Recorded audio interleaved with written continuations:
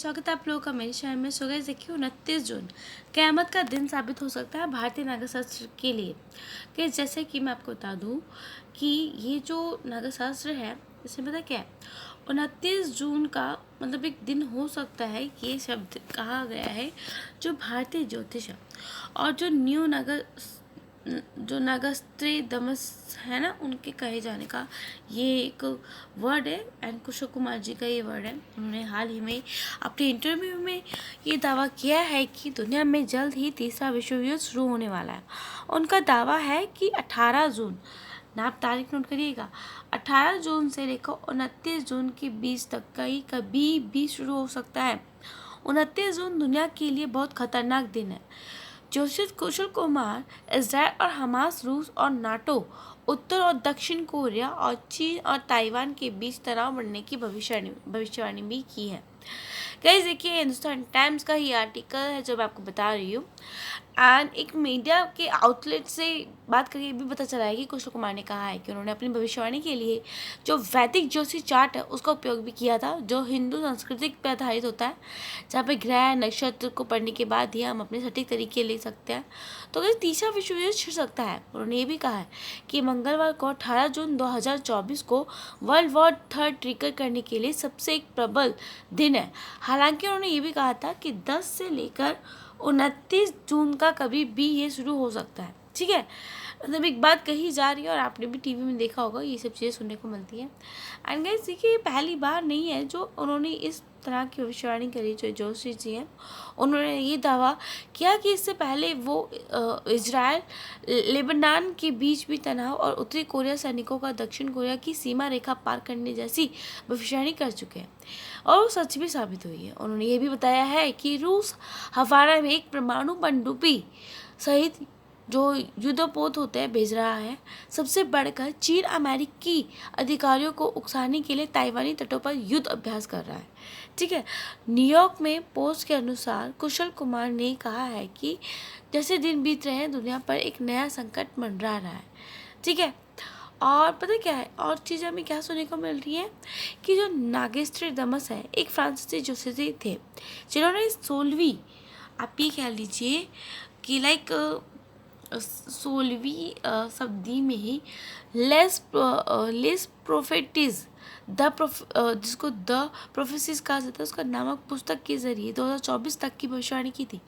नागेश्वर तमस ने भविष्यवाणी की थी कि 2024 गंभीर मौसम की घटनाओं और वैश्विक संघर्ष का गवाह बनेगा, जिसमें युद्ध, शाही उथल पुथल, एक नया पोप शामिल हो होगा।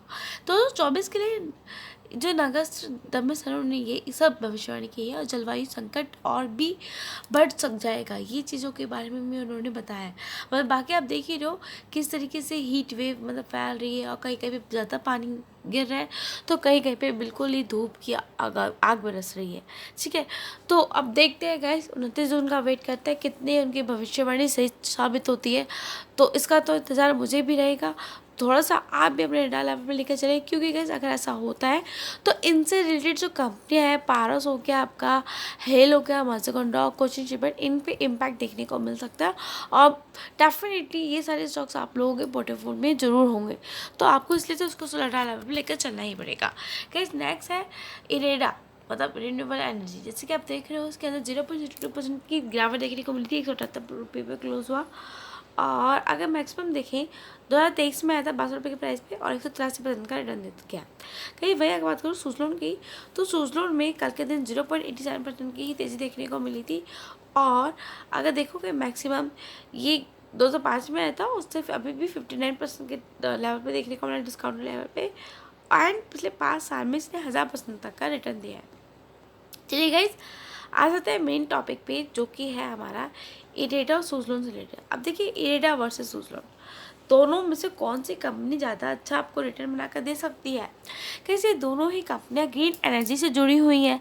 इरेडा हाइड्रोजन ऊर्जा सोलर ऊर्जा से है एंड इसके क्षेत्र में काम भी करती है इस एरिया में।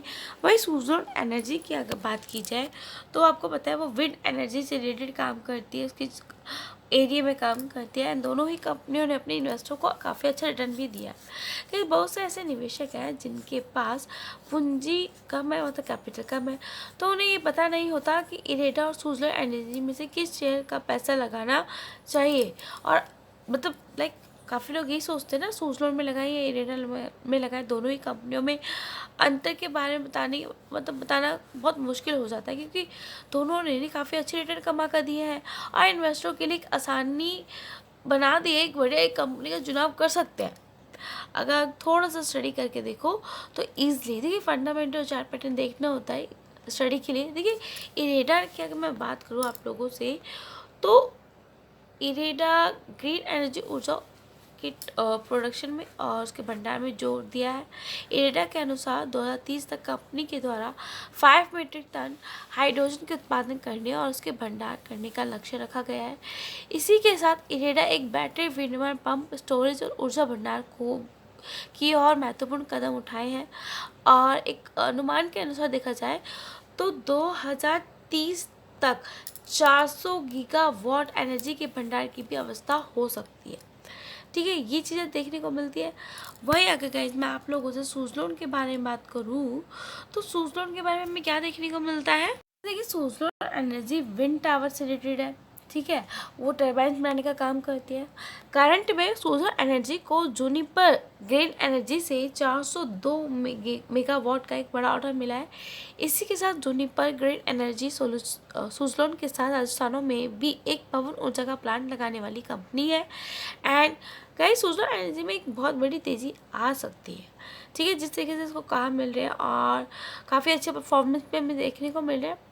गाइस देखिए वही साथ साथ इरेडा एक दिसंबर 2023 में भारतीय शेयर बाज़ार में उतरा था एंड शेयर मार्केट में लिस्ट हुआ था एंड इसका भाव अभी भी 60 रुपये के आसपास था। एंड इरेडा कंपनी ने रॉकेट की गति से रिटर्न दिया है। कम से कम अगर आप देखोगे तो 250% तक का रिटर्न देखने को मिलता है अगर गिरावट ना देखी जाए तो। वही अगर मैं सुजलोन की बात करूँ ना तो क्या सुजलोन एनर्जी में 2005 के अंदर भारतीय शेयर बाजार के अंदर लिस्ट हुई थी। 160 रुपये की प्राइस पे थी, जो अक्टूबर 2008 में 330 रुपये तक पहुंच गई थी। उसका हाई है, उसके आसपास ट्रेड कर रहा था, जो कि इसका अब तक का सबसे ज़्यादा मूल्य एक हाई प्राइस है। इसके बाद से ही इस पर गिरावट आना शुरू हुई है एंड 2012-13 का आप कहो 13 में इस शेयर की कीमत 10 रुपये तक आ गई थी। इसके बाद ग्रीन एनर्जी के सेक्टर में तेज़ी आने से सुजलोन एनर्जी के शेयर में भी तेज़ी देखने को मिली है एंड एक साल में सुजलोन एनर्जी ने 235% का रिटर्न दिया है। और गाइस मैं कह सकती हूँ कि इस साल के अंदर ये 100 तक जा सकता है। इस साल के अंदर सुजलोन एनर्जी 100 तक जा सकता है, तो थोड़ा सा इसको रडार लेवल पर लेकर चले।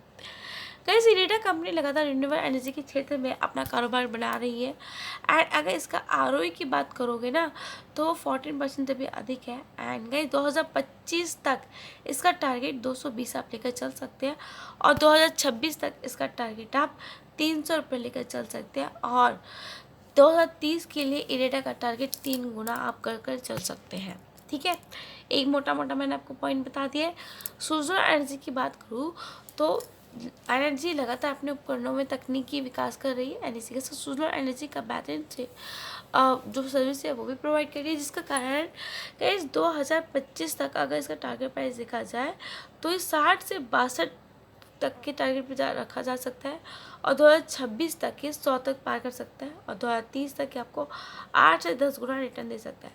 तो गाइस देखिए ऐसा 2 पॉइंट है, ये भी हो सकता है अगर मार्केट जिस तरीके से साइडवेज में चल रही है, अगर ऐसा हुआ तो इसके अंदर भी कहीं ना कहीं आपको इम्पैक्ट देखने को मिल जाएगा। और दूसरा जो मैंने आपको विश्व युद्ध बताया, अगर ऐसा कुछ आता है तो आपको पता है हमारी मार्केट जल्दी रिएक्ट करती है तो उसके अंदर जल्दी इम्पैक्ट देखने को मिलेगा। ठीक है, ये चीज़ें क्लियर हो रही है। नहीं तो हो सकता है कि इस साल तक आपको ये 100 तक जाता हुआ देखने को मिले अगर अच्छे भरमार हो गई ना अगर उसके ऑर्डर्स की, तो उसके अंदर ये चीज़ें आपको देखने को मिल सकती है। बाकी गाइस मैं आपको ये कहूँगी कि दोनों ही कंपनियाँ बहुत अच्छी हैं। थोड़ा सा स्टडी कर लो, चार्ट देख लो, फंडा देख लो, उससे रिलेटेड न्यूज़ देख लो, देन इन्वेस्ट करके चल लो। एंड गाइज स्टडी करो, चेक करो, इन्वेस्ट करो और थोड़ा सा डिफेंस सेक्टर में भी अपना फोकस बनाए रखना। चैनल पे नए हो तो लाइक एंड सब्सक्राइब करना मत भूलिएगा। Good bye guys, thank you, मिलेंगे नेक्स्ट वीडियो में।